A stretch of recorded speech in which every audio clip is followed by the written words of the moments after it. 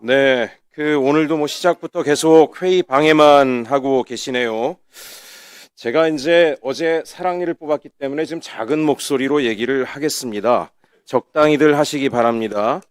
뭐가 새로운 논입니까? 뭐가? 제가 법사위에 온 지 몇 달 되지도 않았는데 이거 법문도 다 외울 정도입니다. 지난번에도 엄청나게 많은 토론들을 나눴고, 예? 근데 무슨 처음 듣는 것처럼 거짓말도 좀 적당히 하시면 좋겠다라고 말씀드리고요. 국민들이 보고 있습니다. 창피하지 않습니까? 예? 뭐가 처음이라고 논의를 하세요. 무슨 간사 선정, 제가 수도 없이 얘기했습니다. 공직 이해 충돌 있는 사람 내세워가지고 간사해달라고 목리 부리는 거 국회의원씩이나 되는 분들이 그런 거 하시면 안 되는 거죠. 아이들도 보고 있습니다. 아이들도. 예? 법을 좀 지키시면서 이야기를 하세요. 본연의 회의에 집중해 주시기 바랍니다. 대체 토론으로 한두 가지만 질의하겠습니다. 보훈부 차관님, 네, 제가 지난번 상임위에서도 여러 가지 이야기를 했는데 오늘 법안 심의하면 제가 그때 조건부로 얘기했습니다. 보훈부에서 법안 올라올 때 저는 대한민국 보훈 정책이 강화돼야 되고 또 더더군다나 민주유공자까지 적극적으로 확대해야 된다라고 수차례 이야기를 드렸습니다. 근데 문제는 전제 조건은 뭐냐면 보훈 전달 체계에 투명성과 안정성이 제고가 돼야 된다. 보훈부 관련해서 특히 한국보훈복지의료공단에서 관련해서 너무도 많은 민원들이 매일 들어오고 있어요. 얼마 전에도 제가 기자회견을 하지 않았습니까? 근우회, 신천지 산하조직인 근우회가 보훈공단하고 유착관계였다라고 하는 것에 대해서 기자회견까지 했는데 그에 대해서 후속 조치를 어떻게 했는지 이런 얘기들이 아직까지 보고도 안 되고 있습니다. 차관님 지금 굉장히 중차대한 시기라고 생각을 합니다. 우리 보훈 정책을 강화하고 확대하고 국민의 소중한 세금이 들어가려면 전달 체계의 투명성, 비위, 척결, 대통령께서도 말씀하시지 않았습니까? 공직자 중 극소수가 물을 흐린다. 그 극소수 발라내는 게 뭐가 그렇게 어렵습니까? 부당이득 환수금 관련해서도 빨리 조치하세요. 뭐 6개나 되는 요양원이 한 건데 책임자를 찾기 어렵다. 기관이 한 거니 개인에게 책임을 물을 수 없다. 지시한 자가 있을 것이고 이행한 자가 있을 것이고 거기에 수십억의 피해가 발생했으면 누군가는 분명히 책임을 져야 되지 않겠습니까?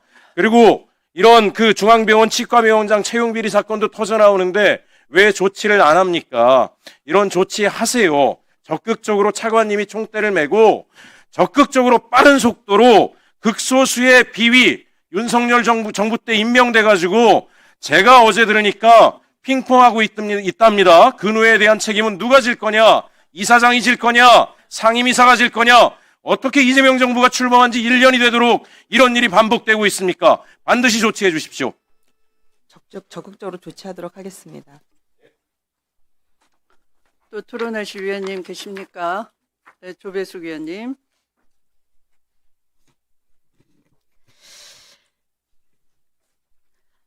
저는 아까 이제 우리 당 의원들도 말씀을 하셨지만은 지금 국회 본회의 중입니다. 2시부터. 그런데 지금 민생이라고 하면서 국회 본회의 중인데도 불구하고 지금 저희들은 이 법사위에 앉아가지고 이 법을 논의를 하고 있습니다. 민생이 중요하다는 이유로. 하지만 정말 민생을 따진다고 하면은 이 재판 소원을 인정함으로 인해서 많은 국민들이 이제 소송 지옥에 빠지게 되는데 그것이야말로 민생 아니겠습니까? 저는 그리고 또 항상 저희 이 법사위 운영에 대해서 굉장히 정말 문제가 많은데요. 안건이 언제 결정이 되고 언제 뭐가 통보가 되는지 항상 저희 보좌진들은 계속 24시간 대기 상태입니다. 어저께도 밤 9시까지 계속 행정실에서 통보 오기만을 기다렸습니다. 그리고 무슨 충분한 어떤 검토가 되겠습니까? 왜 자꾸 법사위를 이런 식으로 운영하는지 모르겠습니다. 그리고 정말 이게 민생이 급했다고 하면은 지난주랄지 충분히 국회 본회의가 없는 그 기간에 할 수 있었습니다. 이 부분에 대해서 좀 문제가 많다고 생각하고요. 그리고 또 지금 헌법재판소 이 부분인데 제가 한 가지만 또 말씀을 드리겠습니다. 헌법재판소가 재판 소원을 합헌이라고 얘기한 적이 없습니다. 뭐라고 얘기했느냐? 99 헌마 460일 결정에 보면은 헌법재판소도 현행 헌법상 재판소원이 원칙적으로 허용되지 않는다는 전제 하에서 헌법재판소가 위헌 결정을 내렸는데 거기에 반하는 재판에 대해서는 예외적으로 헌법소원이 허용돼야 된다. 이렇게 예외적으로 인정을 한 겁니다. 이걸 가지고 진짜 이거를 재판소원을 인정한다. 일반화하는 것은 아니라고 생각을 합니다. 저는 이따가도 논의를 하겠지만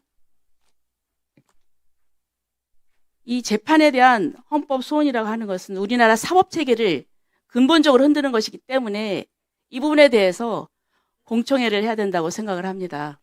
그리고 이 법안에 대해서 본격적으로 심사하는 것은 저는 법안심사 소위라고 생각합니다. 그런데 법안심사 소위에서 그 해당 기관들도 서로 다른 의견을 개진을 했고 그 간극이 너무 컸습니다. 그렇다고 하면은 심도 깊은 그런 공청회와 그리고 토의가 필요한데 이런 거를 묵살하고 오로지 이재명 대통령의 이 명령 그리고 또 앞으로 있을 사법 리스크에 대한 안전망을 위해서 이렇게 재판에 대해서 헌법 소원을 인정한다고 하는 것은 저는 심각한 민주주의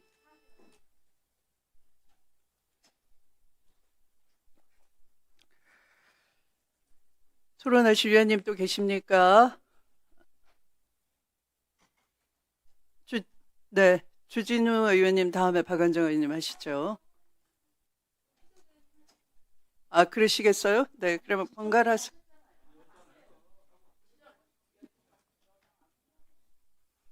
네, 하십시오, 주진우 의원님.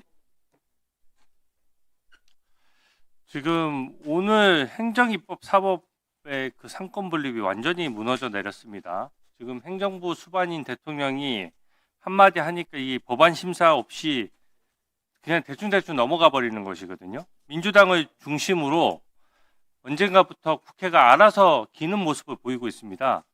국회와 행정부는 엄연히 분리돼야 되는 것이고 또 오늘 법안 내용은 거기서 더 나아가서 아예 사법부의 독립성을 완전히 망가뜨리는, 영구적으로 망가뜨리는 모습을 보이고 있습니다. 그러니까 상권 분립이 허용되지 않는 나라를 독재 국가라고 하는 것처럼 이게 지금 굉장히 문제가 있는 상황이고요. 이 대장동 항소 포기 이런 것들은 국민의 금고에서 몰래 세금을 훔쳐가는 것이라 그러면 이번에 대법관 증언이라든지 사심제 도입 이런 것들은 아예 그냥 집을 불태워버리는 것과 마찬가지예요. 아예 법치주의의 기본을 그냥 완전히 망가뜨리는 것이기 때문에 저희가 국회의원으로서의 양심이 있다면 이것은 당연히 강력히 거부해야 되는 것입니다. 사심제와 대법관 증언이요. 실질적으로 헌법 위반은 물론이거니와 이 국민 관점에서 보더라도 혈세 낭비가 엄청나게 심합니다. 세금도 많이 투입되지만 기본적으로 인구가 줄고 있고 대법원 사건은 오히려 줄고 있고 1, 2심 사건은 오히려 늘고 있는데 왜 대법관을 증언합니까? 그리고 사심제도 마찬가지입니다.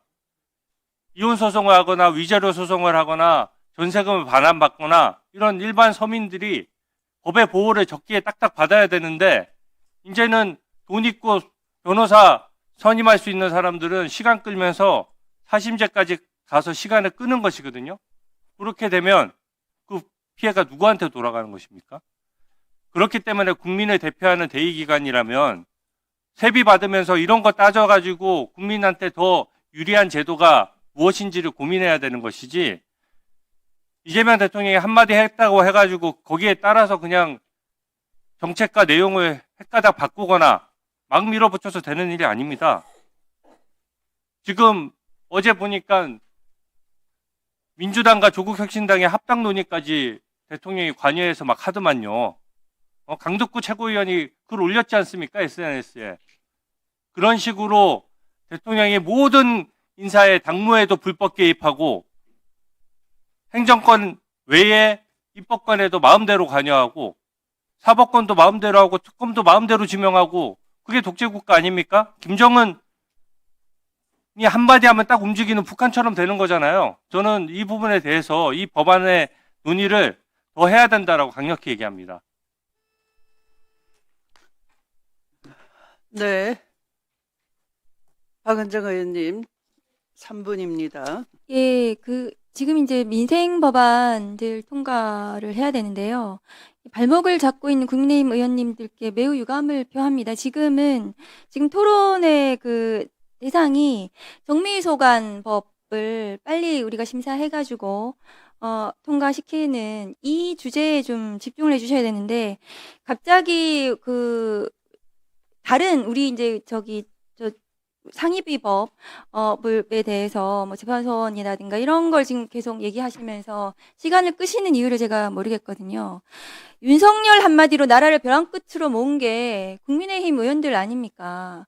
윤호개인하고 단절을 할지 말지를 빨리 결정을 하시고 국민의힘 의원님들 제발 정상으로 좀 돌아오셨으면 좋겠습니다.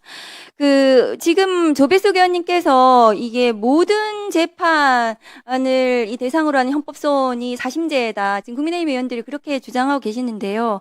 그게 아니고 헌법을 위반한 판결, 그러니까 헌법재판소도 결정을 한 바 있듯이 우리 헌법재판소법상 공권력의 행사에 대해서 기본권을 침해하면은 헌법소원을 할 수 있는데 재판만 거기에 예외가 되어 있습니다. 그것이 이해가 되지 않죠.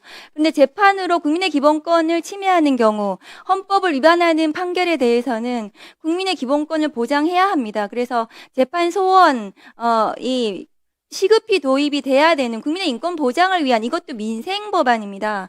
그런데 이 법에 대해서 위헌 논란을 지금 계속해서 국민의힘에서 제기하고 있는데 이미 헌법재판소에서 재판을 헌법소원 대상에 넣을지는 입법사항이라고 결정을 이미 했습니다. 그러면 헌법재판소의 그 결정에 대해서 존중을 해주셔야 되는 거거든요. 그런데 헌법재판소의 그런 존중, 결정에 대한 존중 없이 위헌 논란을 끊임없이 만들고 그것이 대법원과 같이 주장을 같이 하시면서 언론들도 그렇게 나가고 있거든요. 그래서 이미 우리 헌법재판소는 재판 소원에 대해서는 위헌이 아니고 입법사항이다라는 점을 분명히 했고 그러면 이 재판 소원을 우리가 어떻게 할 것인가는 오늘 법사위에서 심사를 해야 된다고 생각합니다. 그래서 지금 주제가 계속해서 지금 민생 법안이 지금 통과를 빨리 시켜야 되는데 국민의힘 의원들이 계속 절차 가지고 문제 삼고 지금 주제가 아닌 내용을 계속 말씀하고 계셔서 저도 어쩔 수 없이 이 재판 소원에 대해서 말씀을 드렸거든요. 지금 이 정무위소관 법에 대해서 의견을 내시든지 아니면은 빨리 이 법을 의견 일치가 되면은 통과시키는 것이 지금 법사위에서 할 일이라고 저는 생각합니다. 이상입니다. 네, 그러면 위원님들께는 토론 기회를 거의 드린 것 같고요. 손을 안 드신 위원님들은 토론을 불참하시는 것으로 보고 우선 송경희 개인정보보호위원장님께서 이 법들이 신속히 통과돼야 되는 이유 우선 이 쿠팡 관련해서 어제도 쿠팡에서 3,000건 정도의 유출만 있었다라는 주장에 대해서 이 배송지 주소 등에 관한 정보가 한 1억 5천만 건 유출된 것으로 파악된다라고 민간 합동조사 결과가 나왔는데요.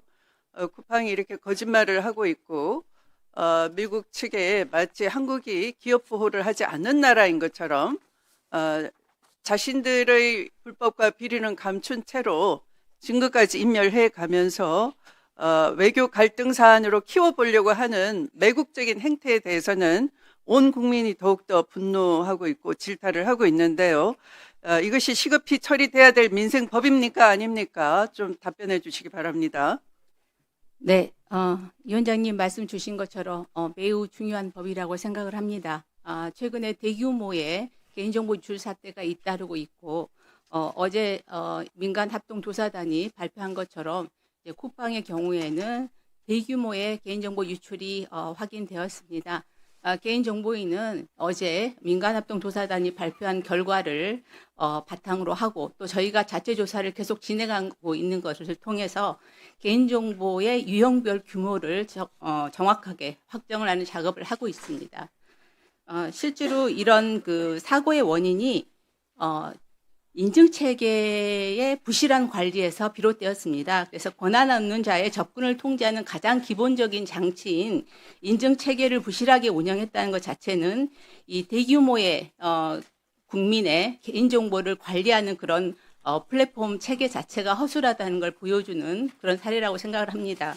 이번 개인정보보호법은 이 대규모의 개인정보를 관리하는 자의 책임을 강화하고 또 잘못했을 경우에 그 징벌적인 과징금을 높이는 걸 통해서 이 억지력을 강화하고자 하는 것입니다. 그래서 매우 중요한 그런 민생 법안이라고 생각합니다.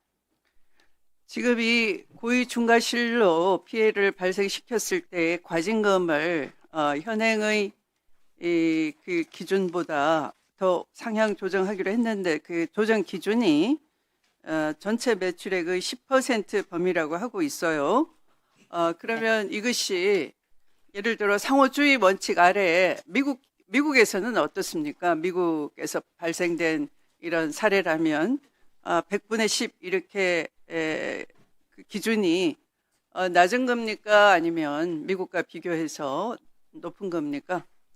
각 나라마다 개인정보보호법 체계가 좀 다른데요. 예를 들어서 미국의 경우에는 전체를 통일적으로 규율하는 연방 그 차원의 개인정보법이 없습니다. 그래서 각 주마다 뭐 캘리포니아 같은 경우에 또 그 CCPA라고 해서 별도의 법들이 있고 각 주마다 관리 체계가 다릅니다.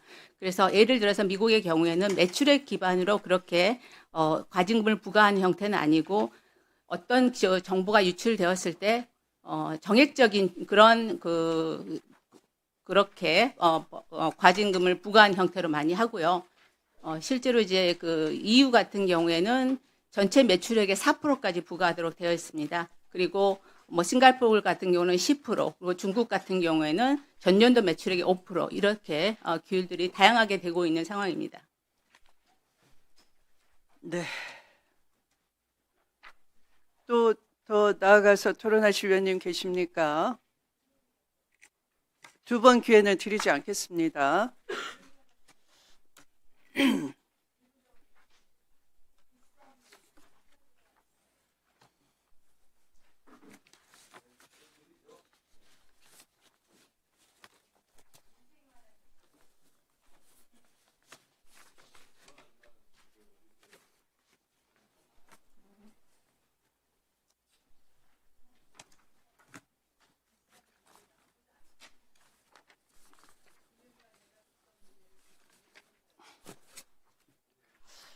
의사일정 제1항부터 제4항까지 4건의 법률안은 전문위원이 수정한 부분은 수정한 대로 그 외의 부분은 원한 대로 의결하고자 하는데 이의가 없으십니까? 네, 이의가 없으므로 가결되었음을 선포합니다. 송경희 위원장님, 강윤진 차관님, 권대영 부위원장님, 신동열 사무처장님 수고하셨습니다.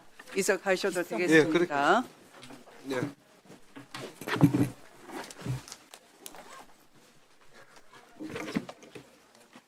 네.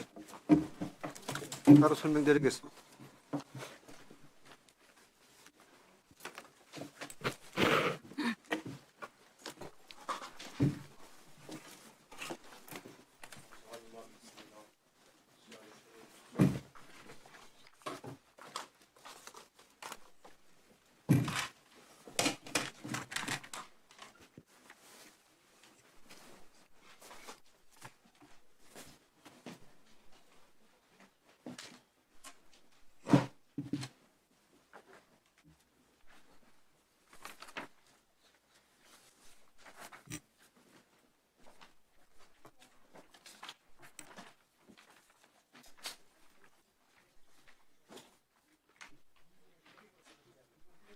네, 다음으로 과학기술정보통신위원회 소관 의사일정 제5항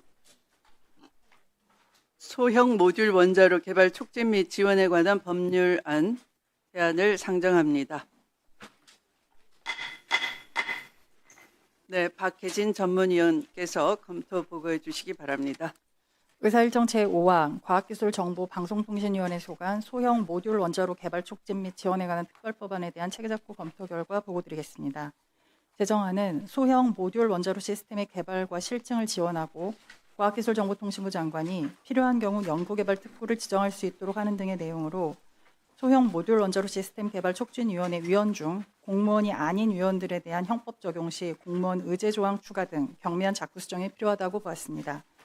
제정안에 대해 기후에너지환경부는 현재 소형 모듈 원자로 관련 기술 개발 등의 사업은 과학기술정보통신부 외에 다른 부처에서도 추진 중이므로 동사업의 실시 주체를 정부로 변경할 필요가 있고 실증 과정에서 정부의 부지 지원 대상을 연구용 원자료 실증으로 구체화해야 한다는 의견을 제시하였습니다. 이상으로 보고를 마치겠습니다. 네, 수고하셨습니다. 법률안 심사를 위해 배경훈 과학기술정보통신부 장관께서 출석하셨습니다. 이 안건에 대해 대체 토론하실 위원님 계십니까? 네, 장경태 위원님. 과기부 장관님 고생 많으십니다. 그 SMR 지원법 관련된 의견을 좀 드리고 싶은데요. 네. 이게 원래 이제 과방위에서도 저도 지난 21대 국회 때 과방위를 했었는데 그때 항상 이 한수원 관련된 논쟁이 산자위와 과방위와의 어떤 논의, 에너지 자원 개발과 관련된 지원에 관한 논의들이 있었는데 이 SMR 지원법이 통과된 거는 아주 고무적인 일이라고 생각합니다. 동의하시죠? 네, 맞습니다. 다만 이제 이 SMR 지원 대상이 과연 민간 기업까지 또 이 본인들의 이 이익을 위한 개발까지 지원을 해야 되냐에 대한 또 논의는 좀 있었던 것 같거든요. 네, 여기에 대해서 전방위적으로 다 지원하기는 어렵겠죠. 네, 그래서 본 안에서 SMR 특별법 통해서 이제 저희가 이제 수정 의견을 이제 드려야 되는데요. 네. 그러니까 SMR 그 R&D로 좀 그 한정되어서 지금 법안을 올리고 있습니다. 그러니까 사업화에 필요한 SMR 개발 지원까지는 좀 아직 시기상조다. 연구용 추가 기후 에너지부랑 R&D 관련된 맞습니다. 용도에 대한 지원만 좀 먼저 했으면 좋겠다라는 게 여러 의견인 것 같더라고요. 네, 맞습니다. 예. 그리고 지금 이 과기부와 원안이 원자력 진흥위 등이 이제 여러 가지 여기 관여하는 기관들인데 그 중에서 과기부만 하는 건 이제 아까도 방금 말씀드렸듯이 또 산자부나 한수원 등에도 다 관심 있는 사업이다 보니까 과기부 장관만의 이 지원 주체를 설정하는 것은 좀 제한적이다. 이 지원법의 한계를 너무 좀 드러내는 것 아니냐라는 의견이 있습니다. 어떻게 생각하십니까? 뭐 같이 공동 연구하는 부분들도 있고 특히 이제 경수료용 SMR은 같이 연구를 하고 비경수료용 SMR에 대해서는 좀 R&D 차원에서 선제적으로 좀 개발해야 될 부분들이 있습니다. 그런 부분들에 대해서 선제적인 R&D를 먼저 추진하겠다 이렇게 말씀을 드리고 싶습니다. 에너지 사업 부분은 지금 또 기후 에너지부로 이관되고 네, 맞습니다. 그러다 보니까 이제 과거엔 산자부였는데 과기부와 또 에너지부 등이 또 논의를 할 것 같은데요. 여기에 대해서 지금 현재 상임위에서는 10조의 과기부 장관의 지원 주체를 규정하고 있는데 여기에 대해서 정부로 개정을 하고 11조의 이 신속한 실증이라고 표현한 부분에 대해서도 연구용 원자로 실증에 대해서 제한하는 수정안 의견을 좀 드리고 싶은데 어떻게 생각하십니까? 네, 동의합니다. 지금 기후에너지부와 이제 논의해서 합의된 사항입니다. 네. 그러면 저는 수정 의견 드리겠고요. 부처 의견도 동의하시는 것으로 이해하겠습니다. 네. 예, 감사합니다. 이상입니다. 네, 수고하셨습니다. 네, 나경은 위원님. 장관께서는 장경태 의원님 안에 수용하겠다고 하셨는데요. 저는 이 정부가 그러면 SMR을 하겠다는 건지 말겠다는 건지 하나마나한 법 만드는 거 아닌가 이런 생각을 합니다. 이게 앞뒤가 안 맞는 것이 연구용 원자로 실증으로 이것을 제한할 거라면 과기부 장관으로 주체를 그대로 두는 것이 맞고 그것이 아니라 실질적으로 지금 우리 SMR 개발 빨리 필요한 것 아닙니까? 네, 맞습니다. 그러면 이걸 연구용으로 저는 한정할 문제가 아니다 이렇게 봅니다. 이거 바로 실증할 수 있도록 가야 되는 거 아닙니까? 그러면 저는 이 범위도 축소하고 근데 범위를 축소하면서 연구용이라 그러면서 또 이거는 주체는 과기부 장관이 아니라 정부로 가겠다. 이건 하지 않겠다라는 의사를 표시하는 거나 마찬가지인데 과기부 장관께서 이걸 수용할 것이 아니라 과기부 장관으로 제한한다면 연구용으로 하는 것을 그냥 저는 그 부분은 맞지 않다고 생각하지만 그거를 그렇게 한다든지 이게 앞뒤가 그러면 맞는 거지 이 범위도 축소하고 그 대신 주체는 확대한다는 것이 이게 앞뒤가 안 맞는 것 아닙니까? 네. 의원님께서 그렇게 생각하실 수 있다고 생각합니다. 다만 이제 실제 우리가 어떤 SMR에 대한 어떤 R&D 부분이 빨리 이루어지지 않으면 실증 이후에 상용화가 더 늦춰집니다. 그렇기 때문에 앞단의 R&D를 저희가 빨리 가속화하고 지금 저희가 R&D 개발 단계에서도 상용화를 고려해서 기후에너지부와 긴밀하게 정부 차원에서 논의를 해나가겠다. 이런 의지를 과기부 말씀드립니다. 장관께서 좀 소신을 갖고 의사를 제대로 피력해야 된다. 지금 R&D도 필요하고 그다음에 이것을 사실 상용화하는 것도 너무나 절실한 것 아닙니까? 맞습니다. 이것이 제대로 될 수 있게 하려면 상용화가 제대로 될 수 있게 하려면 연구용이라는 것을 빼야 되는 것이고요.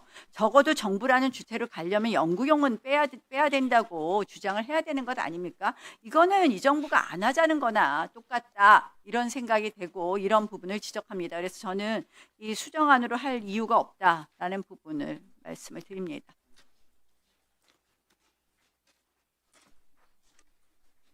네, 수고하셨습니다. 다음 조배숙 위원님. 네, 저도 지금 이제 그 SMR이 지금 저 장관님 말씀에 의하면 연구용 원자로에서 상용화를 하려면 또 다른 단계가 필요하다는 말씀이신가요? 네, 맞습니다. 예? 맞습니다. 시간을 얼마 정도로 생각하시나요? 저희가 지금 SMR 연구를 2030년 초까지 지금 타겟팅하고 있고 네. 상용화를 2035년, 30년 중반으로 생각하고 있습니다. 아, 그럼 상용화는 10년 걸린다. 그 정도의 시간이 이제 소요될 것으로 보고 있습니다. 네. 그러면 이제 장관님께서 그렇게 생각하신다면 주체를 이 정부로 변경하는 거는 조금 더 문제가 있지 않겠습니까? 방금 말씀드렸다시피 네. 여러 가지 요소들이 있을 수 있습니다. 근데 처음에 R&D 단계에서부터 주무부처인 기후에너지부랑 같이 논의하면서 가겠다는 측면에서는 나름 타당한 어떤 이유가 있다고 생각합니다. 글쎄요. 근데 이제 이것이 빌미가 되어서 나중에 이게 어떤 사업이 지연되는 그런 빌미가 되지 않을까 이제 이걸 우려를 하는 거거든요. 예, 그다음에 지난번에 이제 쿠팡 사태에서 좀 물어보겠습니다. 지금 보니까 쿠팡에 IT 인력 상당수가 지금 해외 인력들이 있지 않습니까? 그렇죠? 네. 원격 근무를 하고 있잖아요. 그죠? 원격 네, 근무도 하고 그렇게 있고 알고 있습니다. 여기 들어와서 하고 있고 그렇다고 하면은 저는 이게 우리 정보 국가적 차원의 그 핵심 데이터가 해외로 유출될 위험이 지금 상존하고 있다고 생각을 합니다. 그렇죠? 그러면 지금 과기정통부에서 이 IT 업계 해외 거주 개발자의 접근 권한, 그다음에 퇴사자 계정 회수. 지금 이제 쿠팡 사태가 퇴사를 했는데 계정 회수를 좀 소홀히 했기 때문에 그런 거 아닙니까? 그렇죠? 맞습니다. 서명키를 가져가서 문제가 됐습니다. 그렇죠. 근데 거기에 대한 어떤 좀 이런 사고가 일어나지 않도록 강제적인 보안 표준 지침이나 이런 게 있어야 되지 않겠습니까? 있습니까? 지금? 그 부분에 대해서도 좀 검토를 하고 없군요. 그러니까. 그죠? 지금 그렇죠. 재택근무, 해외 근무자에 대한 그런 어떤 제재 방안들은 지금 마련돼 있지 않습니다. 네, 근데 그거 마련해야 되지 않겠습니까? 앞으로 아니면은 제2의, 제3의 쿠팡 사태가 생길 텐데 거기에 대해서 어떤 고민을 하고 계십니까? 그 의사결정 주체는 사실 기업에 있습니다. 다만 이제 정부도 이제 ISMS 같은 어떤 보안 인증 체계를 가지고 있고 그런 어떤 인증 체계 점검을 통해서 보완해야 될 부분들은 보완해 나가도록 하겠습니다.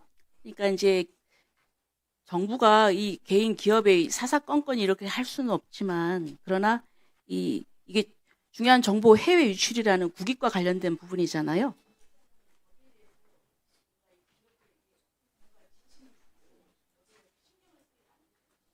말씀하신 것처럼 이번 사태의 핵심은 관리 부실에 있습니다. 퇴직한 직원이 서명키를 가지고 가서 그 서명키로 내부의 서버를 마음껏 유린을 했습니다. 그런 부분에서 관리 체계에 대한 부분 점검이 필요하고 그 부분에 대해서 정부도 가이드할 수 있도록 하겠습니다. 네, 신경 써서 진행하겠습니다. 네. 또 질의하실 위원, 토론하실 위원님 계십니까?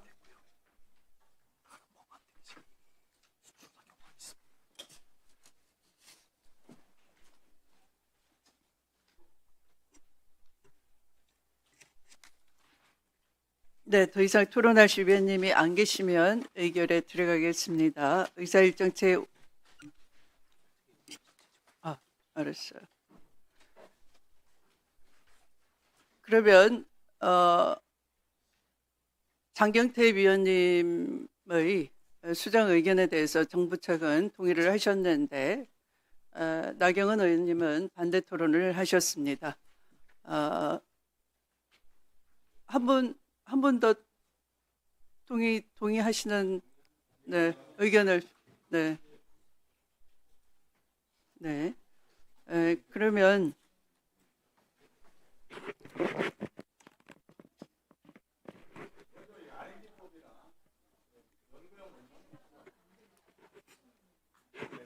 이거는 표결에 최대한 들어가야 될것 같은데. 열심히 하겠습니다.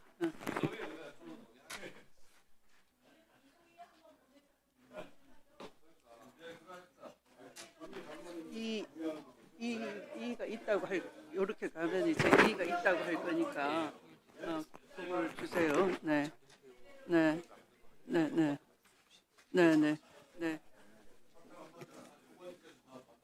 알아. 응.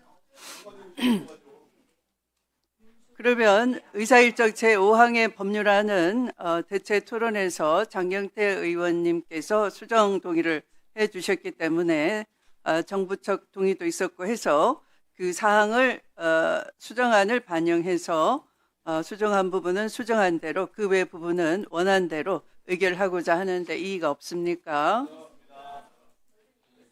네.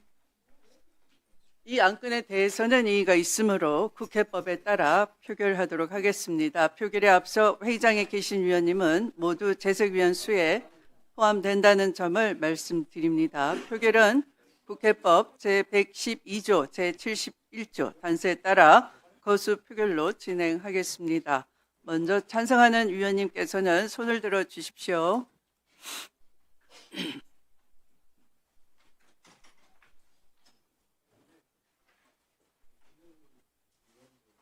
네, 내려주십시오. 다음 반대하시는 위원님은 손을 들어 주시기 바랍니다.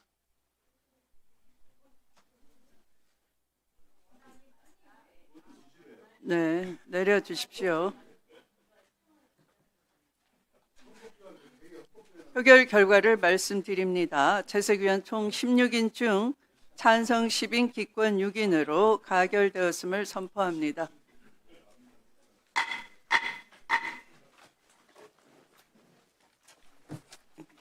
배경훈 장관님 수고하셨습니다. 이석하셔도 되겠습니다.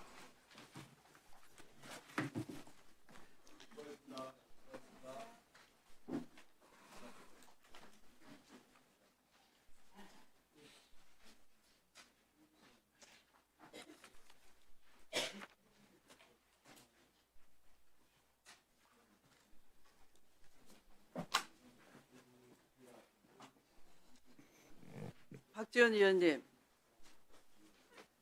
의원님, 오늘도 지난해의 그 유보된 과제, 새해에는 교육부 장관님 뵙겠다 했는데 이루어지지 못했습니다. 죄송합니다.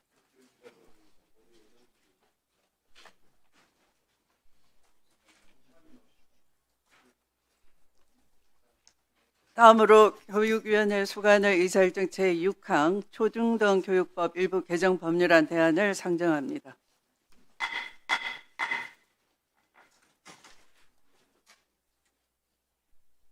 이 법안은 앞서 전체 회의에 상정되었다가 계류된 법안입니다.